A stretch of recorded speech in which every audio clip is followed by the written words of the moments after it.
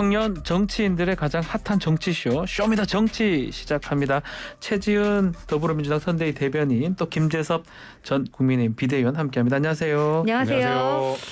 두 분 다 방송도 많이 하시고 네. 하는데 국민의힘 좀 이렇게 평론하기 쉽지는 않죠.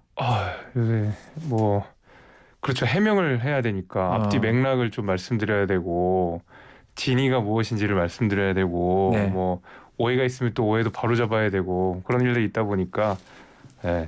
민주당은 네. 조금 수월한 편인가요? 어때요? 아니, 저희도 뭐 항상 이제 여러 네. 가지 사건 사고가 있죠. 여러 네. 가지 뭐 악재도 있고 그런데요. 사실 후보의 말을 누군가가 통역을 하거나 해석할 필요는 없거든요. 이게 한국어인데. 네, 근데 네. 윤석열 후보 같은 경우에는 워낙 말실수가 많아서 이제는 뭐 실수가 아니라 이 사람 철학이 그냥 나오는 게 아닌가 그럼 이런 제가 생각이 요거 듭니다. 좀 질문이 이게 좀 유치한 질문일 수 있는데 우리의 호재가 좋다, 상대의 악재가 좋다. 어느 게 좋아요? 저는 결국은 비전 문제이기 때문에 우리의 호재가 좋다고 생각을 합니다. 진짜요? 네. 김재섭 비대위원장. 저는 상대방의 악재가 좋죠. 다들 그런 것 같은데 상대 악재가 상당히 좋은 것 같은데. 알겠습니다. 자, 악재 얘기일 수도 있고요. 한번 얘기 나눠보죠. 자, 저소득층 비하발 오늘 김재섭 위원한테 좀 물어볼게요.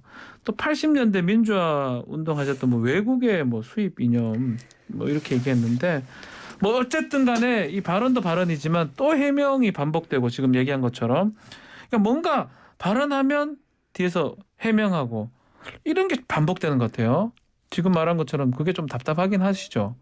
뭐 그런 편이죠. 예, 아무래도 이게 또 맥락을 설명드린다는 것 자체가 네. 어쨌든 국민들께서는 후보 한마디 한마디에 다 집중을 하고 계시고 그것이 끊어져서 맥락이랑 전혀 동떨어지지 않고 동동동 떠다니더라도 그거에 문제가 없어야 되는 게 사실 정치인의 말하자면 덕목이기도 하고 능력이기도 하고 그렇기 때문에 사실 그런 부분에 있어서는 미진한 부분이 있었다는 점을 인정하지 않을 수가 없을 것 같습니다. 네.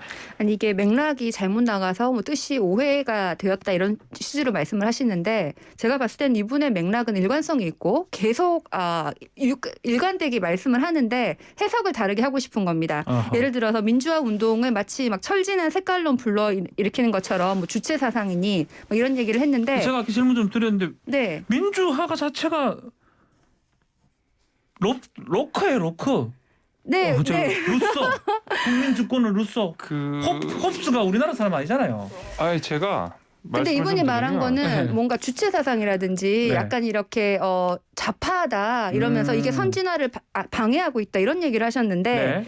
이게 과거에 이것만 따로 뗄 것이 아니라 과거에 전두환이 정치는 잘했다라는 이어지는 거예요. 그 맥락이 같다고 보는 같은 거예요? 거예요. 그러니까 이거를 황당하게 호남에 가서 이런 말씀을 하셨어요. 네. 그래서 이게 선거 전략상이라도 만약에 이분이 선거 전략상 좀 강한 메시지를 하고 싶었다. 보수를 위해서 그러면은 왜 그걸 호남 가가지고 이런 얘기를 하지? 5.18 때 뭐 자기가 망원돼서 잘못했다 막 이러고 막 전두환 그 발언 자기 실수했다 그러고 그 다음에 가가지고 그 5.18을 했던 그 광주와 호남이 있는 곳에 가서 민주화는 외국에서 들어온 잘못된 사상이고 네. 뭐 이것 때문에 우리 선진화가 안 된다 이렇게 얘기를 하는 거는 이분의 사상도 좀 사상의 문제지만 정말 그 신념을 지키기 위해서 호남 가서 그런 말씀을 하셨나 득표에도 상관없이 정말 신념이 민주화에 대해서 반대하시는 분인가 이런 생각이 듭니다. 전략적으로도 맞지 않다라는 게 지금 우리 최 대변인 그렇습니다. 말씀이잖아요.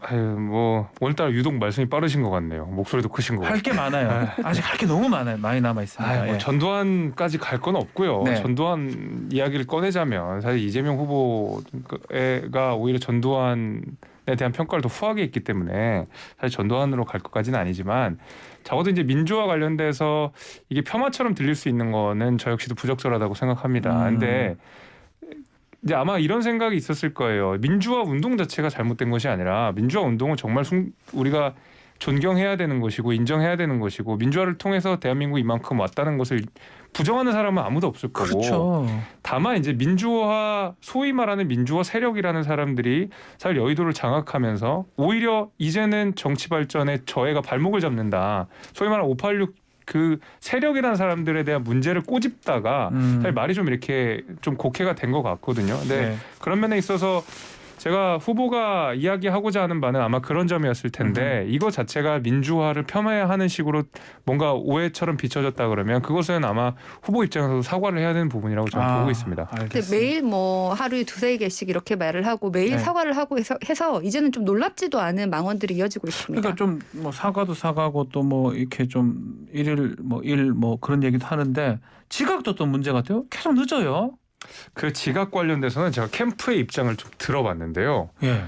그 윤석열 후보가 거절하지 않는 거의 유일한 것이 이제 젊은 층들이 사진을 찍자 그러면 그걸 거절하지 않는답니다. 아. 그러다 보니까 일정 잡는 사람들이 굉장히 곤혹스럽대요. 보면은 아니 후보님 이동하셔야 됩니다 했는데 요 친구들 마저 사진만 좀 찍어주고 저 친구들 마저 사진만 좀 찍어주고 하다 보면 이게 늦어져가지고 사진 찍다 늦었다. 앞선 청년들이랑 사진 찍고 이러느라고 앞선 일정에서 아니, 그렇게 사진 찍고 그래가지고 이러면은 말씀드리면 네. 그래서 이제 후보도 우리 일정팀한테 이거 너무 팍팍하게 잡으면 안 된다. 아하. 앞선 일정 충분히 거기 있는 분들이랑 소통하고 사진 찍으실 분 같이 사진 찍고 이야기할 수 있는 부분들 충분히 여지를 남겨놓고 그다음에 일정을 보자라고 한번 다그쳤다는 이야기를 제가 들었는데 한 번 더 이게 지각을 했다는 것은 저는 뭐 또 일정팀이 혼을 좀 나야 되는 게 아닌가 저는 그렇게 보고 있습니다. 네, 뭐 저 이재명 그렇게, 후보가 지각했다는 얘기는 제가 잘 못 들어봤어요. 이재명 후보야말로 기자간담회 할 때마다 항상 네. 예정했던 시간보다 더 하겠다 이러고는 혼자 그 본인께서 시간 항상 오버하세요. 난 좀 더 해야 된다. 질문이 너무 많다. 이렇게 항상 네. 더 하시는데도 지각은 안 하시거든요. 잘 안 하는데. 그래서 네. 이게 좀 습관도 있는 것 같고 예. 지금 우리 김재섭 위원장님의 설명에 따르면은 예. 윤 후보가 청년들과의 소통을 너무 중시해서 늦었다라고 얘기를 하는데 근데 뭐 청년들이 많이 쓰는 구직 앱 이런 것도 알지 못하고 뭐 최저임금보다도 적은 돈으로도 막 일하게 해라 120시간도 뭐 일해야 된다 이런 게 청년들이랑 소통을 하면 저런 생각을 할 수 있을까? 저런 걸 정말 몰랐을까라는 의문이 듭니다. 구직앱 얘기가 나왔으니까 뭐 여쭤보면 저도 사실 구직앱 써보셨습니까? 뭐 써보겠어. 저는 뭐 변호사라서 안 쓰긴 뭐 쓸 일도 없는긴 한데 그래도 그런 게 있다는 건 알고 계시잖아요. 있다는 건 뭐 알바 뭐 네. 하는 것도 있으니까 아르바이트도 할 수 있는데 또 사람이 그런 기업을 운영하시는 분 또 마치 있어서 잘 알고 있습니다. 그러니까 이거는 어떻게 이거는 최 대변인 보시기에는 뭐 실수라고 봐야 됩니까? 아니면 또 해명 보면 뭐 AI까지도 나갔던데요. 어떻게 그러니까 봐야 됩니까? 무지하신 거죠. 잘 모르는 그러니까 거다. 세상에 지금 우리 2022년에 동시대를 살아가는 이 국민들과의 공감이나 소통이 안 되는 분이라고 생각이 듭니다. 지금 뭐 본인이 발표한 공약에 뭐 플랫폼 정부 뭐 이런 걸 하겠다. 그리고 잔뜩 그 디지털과 관련된 얘기들을 단어들을 늘어놨어요. 근데 그 단어 뜻을 알까? 플랫폼 정부가 뭔지 알까? 우리가 지금 이런 이런 구직앱도 모르는 분인데 이런 생각이 계속 드는 거죠. 정말 준비 안 됐고 누가 쓴 거 읽어줬는데 본인은 모르고 있는 것이다. 이런 생각이 듭니다. 어떻게 뭐라 해야 됩니까 이거? 예. 글쎄요, 김재섭 놓치신 부분이 위원장님. 있는 것 같아요. 제 생각도. 근데 뭐 특히 이제 청년층 구직이나 이런 부분에 있어서는 뭐 후보뿐만이 아니라 국민의힘 전체가 사실 이 일자리 문제나 이런 거에 대해서는 굉장히 진심을 갖고 보고 있습니다. 특히 이제 뭐 문재인 정부에서 비롯된 여러 가지 일자리 문제, 소위 말하는 일자리 참사들로 비롯된 네. 그 반성이 있기 때문에 적어도 일자리 정책만큼은 국민의힘에서 훨씬 더 좋은 정책들을 내놓자라는 합의가 좀 되어 있는 상황이기 때문에 제가 이건 좀 하나의 해프닝이라고 저는 생각을 하는데 해프닝일 어쨌든 것이다. 이것도 미진한 모습이라고 생각합니다. 저 역시. 근데 그 일자리 네. 정책도 내놓은 게 없어요. 그래서 윤석열 후보 같은 경우에는 뭐 정책을 딱히 말한 게 없고 항상 뭐 반 문재인 뭐 지금 다 잘못했다. 그래서 뭐 어떻게 할 건데 이렇게 대안이 없기 때문에 정권 교체론이 그렇게 높았을 때도 그럼 윤석열 후보가 하면 더 나아질까라는 믿음을 못 주는 겁니다. 네, 좋습니다. 자, 젊은 청년 얘기가 좀 나와서 다시 한번 여쭤보면 신재 그 위원장, 부위원장이라죠. 영입은 우리 김재섭 위원장은 어떻게 보십니까? 이게 조금 플러스가 될 수 있습니까? 어떻습니까? 이준석 대표는 조금 아닌 게 얘기를 이준석 했던 것 대표는 같거든요. 프랑켄슈타인이라고 이야기를 그러니까 했죠. 그렇게 얘기를 하더라고. 프랑켄슈타인이 좀 괴물 이런 그렇죠. 건가요? 뭐지 예. 뭐 이상한 뭐 끔찍한 혼종 같은 걸 네. 이야기한 건데 네. 저도 비슷한 생각입니다. 그러니까 저는 이제 헬스장을 매일 다니는데 네. 그러니까 좋은 기구를 다 합쳐놓은 헬스 기구가 가장 후진 헬스 기구입니다. 그래서 이게 사실 뭐 등 운동하는 기구 따로 뭐 다리 운동하는 기구 따로가 굉장히 좋다고 하더라도 이걸 네. 합쳐놓는 순간 굉장히 끔찍한 혼종이 되거든요. 그러니까 이준석 대표가 정확하게 지점인 것 같아요. 20대에 표를 이준석 대표라는 사람이 이준석이라는 상징을 통해서 갖고 있기 때문에 20대 여성들 페미니스트를 대표할 수 있는 신지혜 위원장을 영입을 하면 이 두 유권자들을 다 얻을 수 있다라는 것은 사실 굉장히 뭐 어떻게 보면은 산수 같은 발상이라는 산수 같은 발상이죠. 전혀 정치적 고려가 없는 것이고. 그렇다면 뭐 한 명씩 다 부르죠, 그래. 예를 들면 10대, 이런 20대, 거죠. 30대, 40대. 사실은 우리가 얼마 전에 노재승 위원장이 사퇴를 하지 않았습니까? 근데 그 노재승 위원장이 사퇴하게 된 것이 너무 극우적이다라는 그렇죠, 거 아니겠습니까? 예. 사실 우파 정당에서도 그 페미니즘, 그러니까 이 신지혜 위원장 같은 경우에 레디컬 페미니스트라고 불리는데 네. 그러면 국민의힘이라는 어떤 이념적 정책성에서 굉장히 멀거든요. 근데 그거보다도 훨씬 가까운 노재승 우파, 그래도 범우파 안에 있는 노재승 위원장도 이건 우리 이념이랑 맞지 않다라고 내쳤는데 과연 신지혜 위원장이 20대 여성들 내지는 페미니스트의 표를 갖고 싶다고 같이 오는 것은 사실 그 노재승 위원장은 그럼 내칠 핑계도 없는 거예요. 저는 그런 면에서는 좀 비판하고 싶습니다. 자, 최지은 위원장은 딴 거 질문하고 이거 뭐 얘기 더 할 건 없을 것 같고 민주당도 뭐 대표님이 좀 말씀을 많이 하시는 것 같아요. 오늘도 하나 있는데 오늘 거 말고 어제 거 먼저 하죠.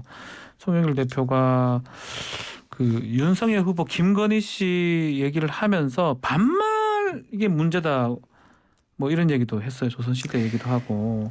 이거 송 대표 발언 적절치 못했습니다. 못했고 사실 부부 사이에 반말을 하든 말든 제3자가 얘기할 문제는 아닌 것 같아요. 아니, 부부 사이 존댓말 쓰든 남편이 아내한테 존댓말 쓰든 그건 뭔 상관이 있습니까? 네. 그래서 이 배우자 김건희 씨 관련해서 사실을 뭐 허위로 조작한다든지 비리 의혹에 대해서는 우리가 명백하게 밝혀야 되지만 네. 그 외에 좀 과다한 비난은 좀 보기가 안 좋다. 그래서 이런 건 좀 그만해 주셨으면 좋겠다 이런 생각이 들어요. 그런데 제가 얘기를 들어보니까 송영길 대표도 조금 억울한 부분이 있긴 있는 것 같아요. 억울하다. 예, 이 상황을 제가 정황을 들어봤더니 이제 국민의힘 사람들이 제가 누구라고 얘기는 안 하겠지만 국민의힘 사람들이 이제 김건희 씨가 윤석열 후보를 많은 사람 앞에서 거의 막말하듯이 이렇게 반말로 막 다그치는 걸 보고 어떻게 저럴 수가 있냐 이렇게 얘기를 한 송영길 대표한테 그 얘기를 한 거예요. 국민의힘의 인사가 그 얘기를 했다. 네. 송영길 대표가 이제 그 얘기를 듣고 이 얘기를 한 건데 그걸 막말이라고 했어야 되는데 반말로 얘기를 하면서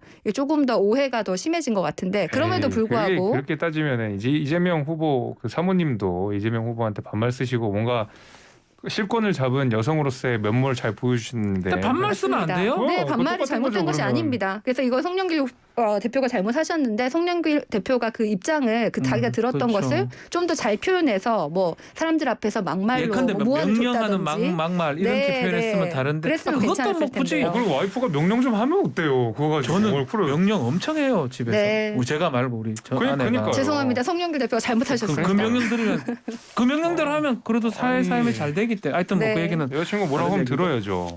알겠습니다. 자, 하여튼 뭐 구설 같은 게 뭐 선거가 지금 진행되면서 구설 같은 게 계속 나오고 있는데 그게 또 각 캠프에서는 또 약점이 되는 것 같기도 하고요. 그래서 두 분 다 이거 답변하고 해명하기 힘들어하는 모습인데 조금 더 얘기를 하죠. 이준석 대표 오늘 아침부터 많은 방송 좀 하고 있고 또 여러 가지 또 언중유골이라 하나요? 아주 뼈 있는 말들을 되게 많이 하는 것 같은데 일단은 복귀 가능성 어떻게 보십니까? 글쎄요, 저는 선대위원장, 그러니까 그 전에 있는 직책으로 복귀할 가능성은 없다고 생각을 하고 다만 이제 선대위가 개편이 된다는 전제하에 아마 이준석 대표가 어떤 선대위가 아니라 어떤 당무의 일환으로서 선거를 돕는 방식으로 갈 것 같은데 사실 그게 뭔지는 저도 잘 모르겠어요. 솔직히 말해서. 근데 어쨌든 간에 선대위가 개편이 되고 뭔가 슬림화라고 하죠. 그 슬림화가 되면 분명히 빈 공간들이 생길 거거든요. 그러니까 말하자면 리베로 같은 사람이 하나 필요할 거예요. 제 생각에는. 그러니까 조율을 하고 뭐 필요한 그때그때 적재적소에 필요한 물자를 지원하고 해야 되는 리베로 같은 사람이 있어야 될 것 같은데 그게 아마 이준석이라는 사람이 좀 당무에도 지금 훤히 이 능통해 있고 메시지 잘 내고 한 사람이니까 아마 그때그때 적재적소에 투입되는 리베로 역할을 하지 않을까 싶습니다. 왜요? 저는 사실 이준석 대표를 좋아하고 있습니다. 그래서 이준석 대표가 가진 그 여러 가지 가치에서는 제가 뭐 여성 문제라든지 총리 문제 반대예요. 그럼에도 불구하고 이준석 현상으로 보이는 이 새로운 정치에 대한 열망, 시대 교체에 대한 열망은 저는 우리 정치를 바꿀 수 있을 것이라고 생각을 했어요. 이른바 젊은 정치인들의. 그렇죠. 예. 그런데 이번에 이준석 대표가 지금 선대위에서 모든 것을 내놓고 사퇴를 했잖아요. 네. 동시에 같은 주에 칠레에서는 35세의 최연소 대통령에 당선을 했어요. 그렇죠. 그래서 제가 그렇게 청년 정치에 대해서 기대를 가졌던 이준석 대표가 이렇게 되는 걸 보면 국민의힘이 원래 꼰대 정당이었는데 이준석의 착시 효과로 조금 변화된 것처럼 보이지만 다시 도로 한나라당으로 돌아갔다. 역시 준비 안 된 꼰대 후보가 국민의힘을 도로 한나라당으로 만들었다고 생각을 하고 새누리당입니까? 한나라당입니까? 뭐 한나라당은 큰 차이가 그래도 없는 것 같습니다. 네. 꽤 과거인데요. 꽤 과거고 한나라당 나름 또 잘 나가던 시절이 있어가지고 네, 뭐 새누리당이든 어쨌든 한나라당이든 뭐 둘 다 하십시오. 예전 예, 보수정당으로 다시 돌아간 것이다. 네, 그리고 제가 생각했던 그 청년 정치의 희망도 좀 무너진 것 같아요. 그래서 이게 이준석 같은 한 명의 스타 정치인으로 되는 것이 아니라 네. 여러 명의 청년들이 좀 경쟁을 하면서 세력이 되고 세대가 돼야지 한 명으로는 이거 바꿀 수가 없는 것인가. 저는 그건 그렇게 생각하지 않고요. 네. 국민의힘은 이준석이라는 3세 당대표를 배출한 당입니다. 민주당은 그 근처에도 못 갔던 당이고요. 그래서 네. 그걸 비판하시기에는 사실 민주당의 사정이 오히려 그 586 기득권 세력들이 더 젊은 청년들을 사실상 짓밟고 의견을 무시하고 하는 것이 사실 더 심각하기 때문에 뭐 그 비판을 하시기에는 사실 민주당의 상황이 더 심각하다. 저는 뭐 네. 민주당도 청년 정치인에 대한 그런 뭐 육성이라든지 이런 것에 부족한 거 굉장히 많아요. 완전 동감을 하는데요. 그럼에도 불구하고 30대 당대표 뽑아놓고 뭐 선대위에서 권한은커녕 뭐 논의에도 포함을 시키지 않아서 오죽하면 이걸 다 내려놨겠냐. 그래서 윤석열 후보가 후보 자격이 없다. 꼰대, 무능. 준비 안 된 그런 후보다 이런 생각이 들었습니다. 너무 막 세게 말씀하시네요. 알겠습니다. 예. 어쨌든 뭐 이준석 대표 둘 다 좋아하시죠? 그럼요. 두 분 다? 저는 뭐 네. 좋아하는 젊은 얘기입니다. 정치 아니겠습니까? 저는 네. 다른 건 말씀드리기는 그렇고 돌아오긴 좀 어려울 것 같은데 참 우리 김종인 위원장 말씀 중에 이 대표 정책 미래가 이번 선거에 달려 있는데 이건 또 어떤 의미라고 봐야 됩니까? 잘 맞춰야 된다 이 말인가요? 근데 또 아침에는 네. 나 뭐 필요하면 종로 나 차라리 보궐 나가면 되지 뭐 이런 말도 하더라고. 그거 안 한다고 하지 않았느냐 이런 얘기도 하고요. 제가 이걸 모르겠어요. 이준석 네. 후보가 지금 가볍게 움직이는 건지 아니면 좀 장기적으로 좀 고도의 전략을 가지고 이번에 기회에 뭐 이번에 대통령 당선을 떠나서 우리 국민의힘을 좀 젊은 정치인들의 좀 힘이 있도록 정말 한번 바꿔보자고 이렇게 정말 좋은 그런 의지를 가지고 장기적으로 보고 움직이는 건지 그건 제가 잘 모르겠는데 네.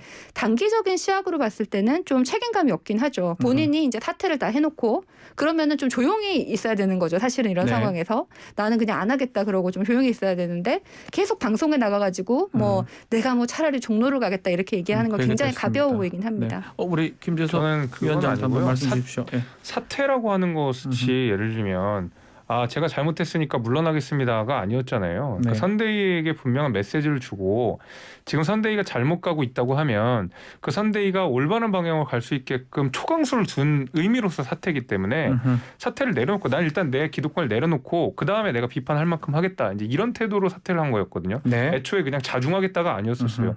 이준석 대표가 자중했을 게 뭐가 있어요, 그 전에. 네. 잘못한 게 있어서 가는 게 아니잖아요. 문제점을 지적하고 그걸 훨씬 더 효과적인 방법으로 당내 전달하고 충격요법으로서 사실 본인이 사퇴를 한 거기 때문에 이준석 대표가 날선 비판들을 하는 것이 저는 일견 이해가 됩니다. 애초에 사퇴의 목적이 그거였기 때문에 저는 그래서 그거 가지고 뭐 가볍다 이렇게 말씀하시는 건 아닐 것 같고요.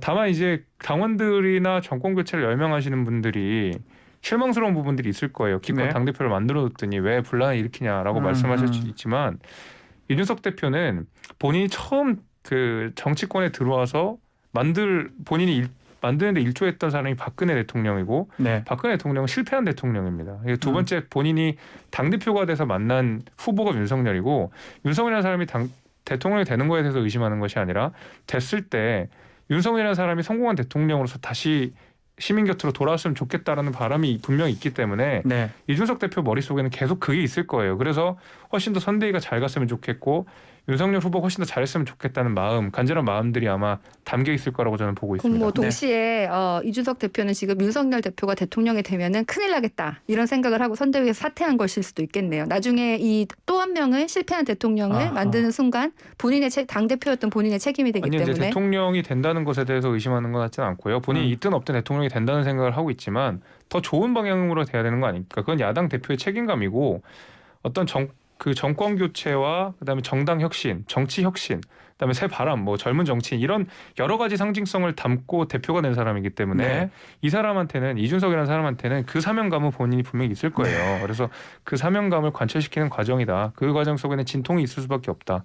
이렇게 봅니다. 알겠습니다. 자, 두 분 좀 다른 얘기 좀 해보겠습니다. 자, 윤석열 후보가 그 부인 김건희 씨 관련 인터뷰를 했었는데 그때 영부인 포기하겠다라고 입장을 밝혔는데 이게 선대위하고 상의가 없었다고 하던데 김재섭 위원한테 물어보겠습니다. 우리 네네. 최지원 대변인 자꾸 저를 보셔가지고 어때요? 선대위 상의를 안 하고 얘기하는 것도 좀 맞나요? 어떻습니까? 이거는? 뭐 후보의 생각이겠죠. 일단 네. 그 예를 들면 국민들한테 미진한 모습이 있다. 그럼 과감히 없애는 것도 필요하다라고 메시지를 던진 것 같고 네.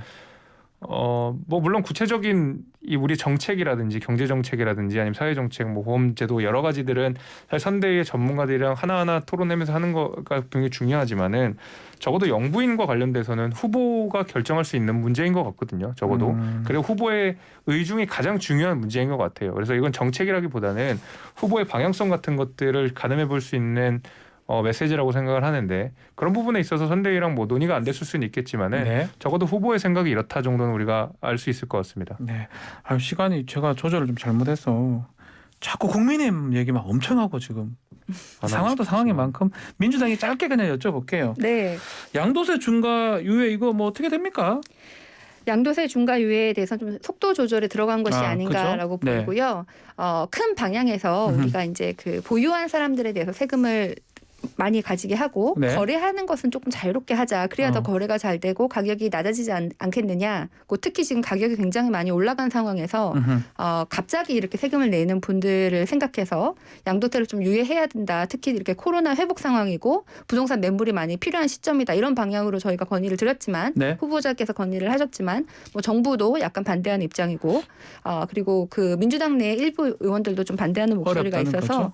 이것을 뭐 밀어붙이기보다는 의총 우리가 그 워킹 그룹을 구성을 했습니다. 네. 그래서 다양한 의견을 가진 분들이 특히 비판하시는 분들을 다 모아 많이 반영을 해가지고 워킹 그룹을 만들어서 조금 더 신중하고 섬세한 좀 정책을 만들겠다는 유연한 방침을 보여주셨습니다. 알겠습니다. 시간이 다 됐습니다. 두 분 말씀 여기까지 듣겠습니다. 감사합니다. 감사합니다. 네, 고맙습니다. 자, 지금까지 김재섭 전 국민의힘 비대위원, 최지은 더불어민주당 선대위 대변인 함께했습니다. 감사합니다. 감사합니다. 고맙습니다.